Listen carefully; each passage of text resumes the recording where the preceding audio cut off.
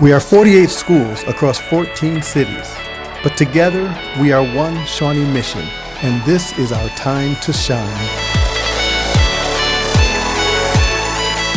Hello, I'd like to welcome everyone to the Shawnee Mission Mic'd Up podcast. My name is Dr. Michelle Hubbard, and I am the host.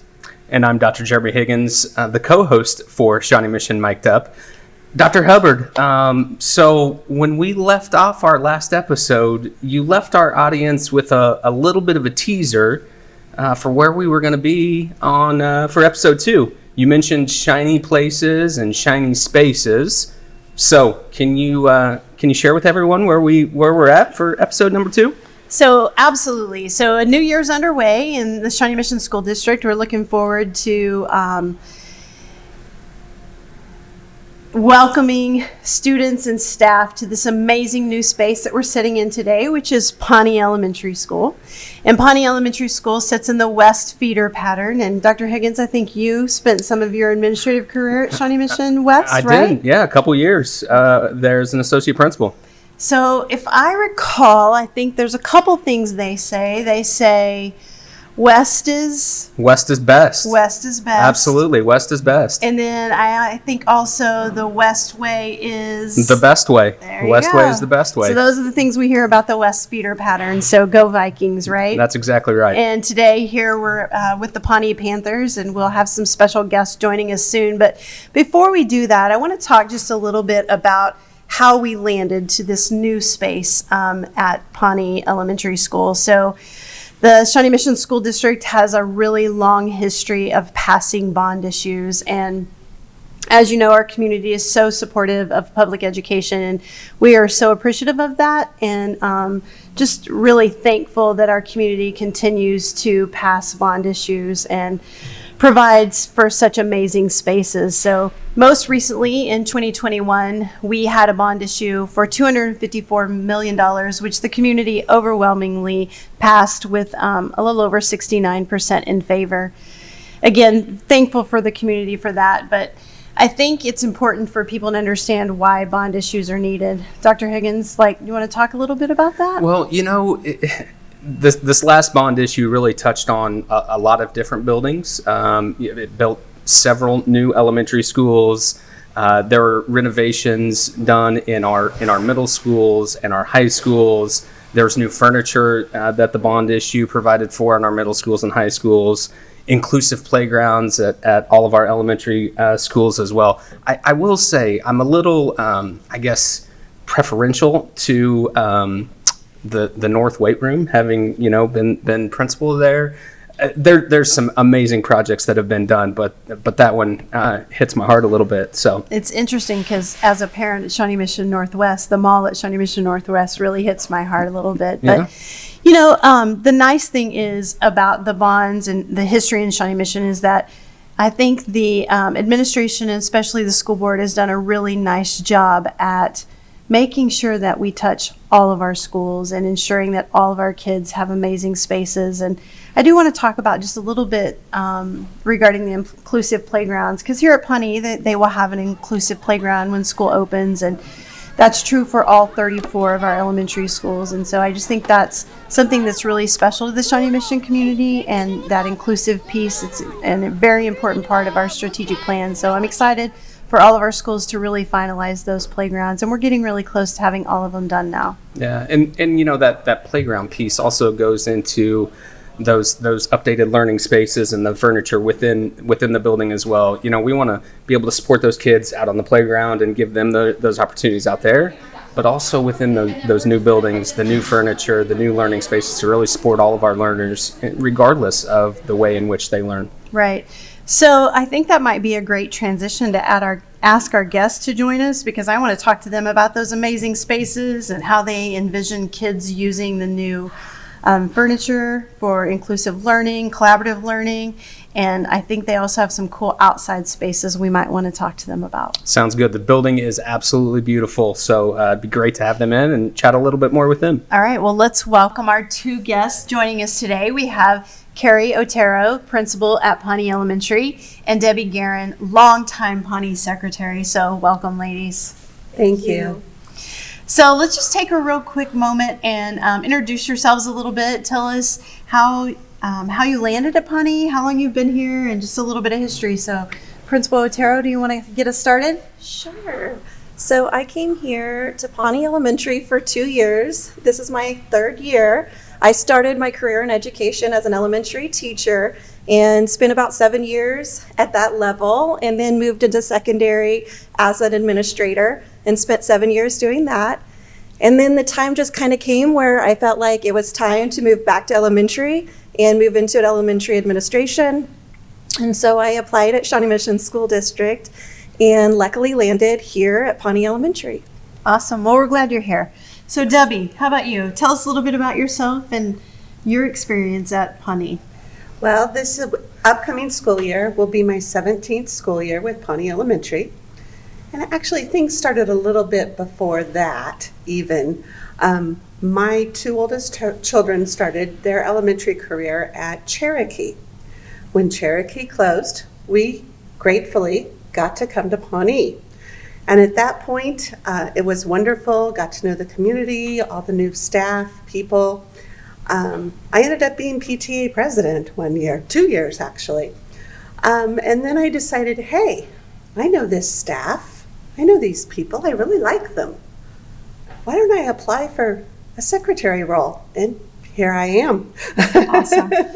One of my favorite things about coming to Pawnee is when I walk in, you see Debbie's smiling face. I've never been to Pawnee Elementary School where she wasn't so positive and just so welcoming. And I know that I see her in the same interaction with students when they come in the door and with parents that come in the door, and just kind of a permanent fixture at Pawnee. So I know they're going to be super excited coming to a new space to still see Debbie's smiling face. So we're glad you're joining us today. Thank you. For both of our guests, I am interested in knowing what your guys' favorite part or your favorite feature is within the new building. I've got a couple. Can I share? Yeah, absolutely. Okay. Well, I think right away, just that Panther Parkway, when you walk in, you can actually see what looks like a tree. And then there's these green panels that hang down from the ceiling. And it just creates that image of a tree. And it's so cool. And then you look across it and there's this tree house where students are able to sit in an area, a collaborative area, and be able to look down into that parkway area. So that's like one of my favorite. Hey, Kari, real quick, before you go to the next one, tell me a little bit more, because we've all been in here and we've seen Panther Parkway, but if I'm a person that's never seen the drawings or I've never been part of the conversation, what does that mean? Is that the main hallway? What does that mean? Yeah, so that's going to be like our main hallway in that main level. And really, it's still kind of part of that second level. You're able to look into it. Awesome. Okay. What else? So the other area, that outdoor classroom, there's an outdoor classroom on our second level of this building, and there's going to be planters and there's all these tables out there, and part of the space is covered, and so it just is going to create this perfect area where teachers are going to be able to take their students out to work outside in the outdoor classroom. It's a really cool space, absolutely. Debbie, any features that really jump out to you? Well, I really haven't had a window. We haven't had a really good window in the office, and I just love all the windows in this building. Mm-hmm. They're fabulous, letting in all the natural light from outside. We have skylights that bring in the light throughout the building. It's absolutely wonderful. Mm-hmm. And I know the kids are going to love the playground. We've done without a playground for a little while, and they're going to be so excited to see that as well. Dr. Higgins and I walked the building yesterday, and it was his first time in here, and I bet he said it 3 times. The light, the natural light in this building is absolutely amazing, and it is. So I do think it just brings so much happiness and joy to a space when you can see outside and have all the natural daylight.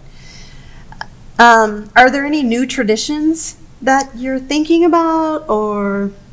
I think that's something that we're wanting to talk to staff about, and really just come together with our staff and our students and think about some things that we can do that we weren't maybe able to do in the past in the other building. Okay. Talk to us a little bit about how did we get to this building? What did the process look like from the day that you really kind of knew that there was going to be a new Pawnee Elementary? Walk us through that process. Well, it started many years ago. Our community has dreamed of a new Pawnee since before Lenexa Hills, actually. So it's been wonderful. In the very beginning, when we found out, yes, it's our turn, there was a lot of information, a lot of ideas shared with staff and our community. The architectures had meetings with our staff. They wanted our input, colors, lighting, bathrooms, everything. They wanted all the input. So everybody just used sticky notes. We put them on poster boards and put our ideas in, our thoughts. Did the same with our community. People were invited to come in and have evening meetings with our community. So they had an input and felt like they could be a part of it as well, because it is a community building. Awesome. Kari, anything you want to add? So there was just a lot of steps along the way, but that was the biggest part, is just from the very beginning, always getting that community involved and our teachers involved, and then sharing out all those things. But then that process, there was a little, it was groundbreaking, was amazing, and then we jumped into planning for the building. And so Debbie talked a lot about just those plans and what that was going to look like, but then even got into the furniture. I remember the furniture even last year, and we showed our staff a lot of the furniture pieces that could come into play in those rooms and those spaces. And so there's just been a lot of excitement building. I want to kind of piggyback off of what you had shared, the theme too. So you'll start to see a theme throughout the building when you go into the classrooms. And that was something that she had, like from those sticky notes, had come about that theme. And so when you get an opportunity to see this building, you're going to start to see a lot of that nature theme coming out. And so that was because of that collaboration with the community and our staff. Do you want me to share a little bit about just the process of us moving? Sure. Into that? Yeah, because you had to move a couple of times. Yes. Right. Well, and starting a school year, as a principal can be difficult, by itself. And now throw a brand new building on top of it. So yeah, that'd be great to hear a little bit about. Yes, so September, October, I think that was about the point where we were starting to hear talk that it may take a little bit longer. We might have to move out of the building. And so we ended up getting that when that final decision came in, communicated out to our staff, and they were so amazing. I had been so nervous to share that news with our community and our staff. And you know what? I never heard anything from our community or our staff complaint-wise. Everybody was super understanding and flexible. And so I was so proud to be able to be a part of a group and a community that was able to make those adjustments. And we ended up having such a smooth move when we moved over to Indian Creek, what used to be Indian Creek Middle School. And teachers did so good. Like by the time it was time to move, everything was ready. We weren't held up at all in that move. Our staff did everything they needed to do and more. And so we were able to move over to Indian Creek at spring break. And then we came back. And that's another time that our staff were just absolutely amazing. They came in, we had a new plan for arrival and dismissal, and everybody just jumped in. And there were a couple hiccups that first week, but we adjusted and it worked. And I think we all just felt like it was very, very smooth. Yeah, I think this is a great opportunity to give a shout out for the two of you, but also just the amazing teachers and staff members in this building, not this building, but the old building and Indian Creek, who really were just resilient through that process and just made it happen smoothly. I know I went to that building twice in fourth quarter, and just nobody ever complained. They just dug in and did what they needed to do to make it happen. And also just a quick shout out for our operations and maintenance team that just did an amazing job of getting the buildings cleared out and getting items moved. I mean, when teachers put all those things in boxes, that's those items are very precious to elementary classroom teachers. And so we're appreciative of that team to make that transition. Also, I'd like to say thank you to our community as well. Our students have never ridden buses to school before. Right. And majority of our kids now are riding buses to school. So that was a huge transition for not only the kids, but the parents too. And putting their trust in our bus drivers and in our community for getting their kids back and forth safely. And it worked out very well. I was very proud of them. And our kids as well at Indian Creek. I was amazed. Do you know your way? Yeah, I do. They adjusted so well, so quickly. It was awesome. That's awesome. Debbie, I've got another question for you, since, you've been here for so long and part of the community for so long. What was the hardest part for you closing out that old building? There had to be just a ton of memories in there. So what was the hardest part of closing out that old building for you? There were a lot of memories from that building. Raising my own kids and all the kids that went through there, just so many wonderful memories. Wow, there's just so many. We had so many new traditions we started there, and some of them will carry on, and some of them, that's the end of it. Wow, it's hard to say. I do know one very special event that we had right before we left the building, and that was our final farewell. That was huge. There were so many people there. There were people there from the beginning of Pawnee. A nurse that started out at Pawnee. She was there. I got to meet her.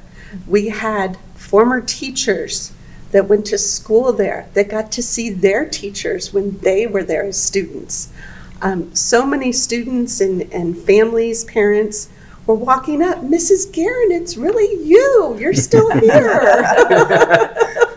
And give me a big hug. And that just was so wonderful and so great for our entire community. It was shoulder to shoulder packed in that building. It was just very heartwarming. Absolutely. Well, now this beautiful space that the kids get to, and the community get to create all these new memories in. So. Definitely. It'll be exciting to watch that as it progresses this year. Yes. I believe there was a time capsule. Can either of you talk about the time capsule? I can talk a little bit about the time capsule. There was a few, a lot of it was more of just paper documents that were found inside there. One of them was a newsletter and then a staff list. Debbie, can you remember some of the other things? I believe one of them was a 5th grade teacher paycheck stub. Oh, wow. And a yearbook. There was a yearbook in there. Yes. So tell me, where was the time capsule and when was it placed there? Do you remember the date? Well, the building, the old Pawnee, was erected in 1965. Okay. And there was a stone out at the front of the building in the blocks that said 1965. And so the time capsule was behind that stone. Very exciting. We weren't sure, was there really going to be something behind that stone? And we got it out, and yes, there was. It was very exciting. I believe it was around 1968 that the time capsule was actually put in there. Yes. All right. Is there going to be another one? Are you guys with the new building? Absolutely. Yeah. Yes, we have plans for another one to be put in and to keep those the same things, but then add our own. Add to it. Yeah.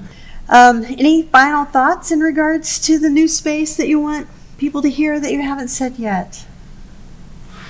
We didn't really talk about the collaborative spaces that were in the hallway, and there are a lot of collaborative spaces up and down. And I'm super excited to see our students working in those spaces. There's even some TVs that are out there so they'll be able to project some of their work and things that they're doing within their groups. So I'm really excited to start seeing a lot more collaboration in the use of those halls. Great. Well, ladies, thanks for joining us today. We're really appreciative of your time, and we look forward to visiting Pawnee and seeing the collaborative spaces and seeing kids in those outdoor classroom and outdoor spaces, and just the learning that's going to happen in this space is going to be awesome. So again, thanks for joining us. Thank you. And just another shout out to our community for supporting this initiative. It's wonderful. We're excited about it and can't wait to have everybody come in and see it. Great. Thank you. Just a reminder to everybody out there that new episodes of Shawnee Mission Mic'd Up will be dropping every 2 weeks. And so, Dr. Hubbard, I've got to ask, episode 3, can you give us any hints on where we might be or who we might have on, or, Is there anything any teasers out there for us? I don't have a teaser for this one. Man. I know. All right. It's coming though. It's coming. It's coming. So we're going to have to check some other avenues to see Right. what's up next. Right. Okay. And I think, too, if there are topics that people are really interested in hearing, that they could reach out to us and share that. I know as we talked about the podcast, some of the things that we talked about were really focusing on some of our staff members and highlighting the amazing work staff are doing. Obviously, amazing things that kids are doing every single day in our schools. So we'll have kids, we'll have staff members, we may have community members. We have a really large, the Education Foundation has a breakfast coming up, so potentially having something around that. But we'll have lots of different topics throughout the year, and we're really excited to have as many guests as we can and learn more about the Shawnee Mission community ourselves and share that information with you all. Again, you can check out past episodes on smsd.org and send us story ideas and feedback. We'll be looking forward to that, and we're excited to hear from our community. Before we leave today, we do have our quote for this episode. Dr. Higgins, I'm going to pass this one to you. Leave it to me. All right, here we go. So you can overcome whatever is going on around you if you believe in the light that lives within you. And that was a quote by Justin Edward. So. And I love the light because I just want to remind everyone that our theme for the year is a time to shine. And so bright lights and shiny objects, and really just focusing so much on watching our kids shine this year. So thank you all for joining us. We'll be back in a couple of weeks. Shine on, Shawnee Mission.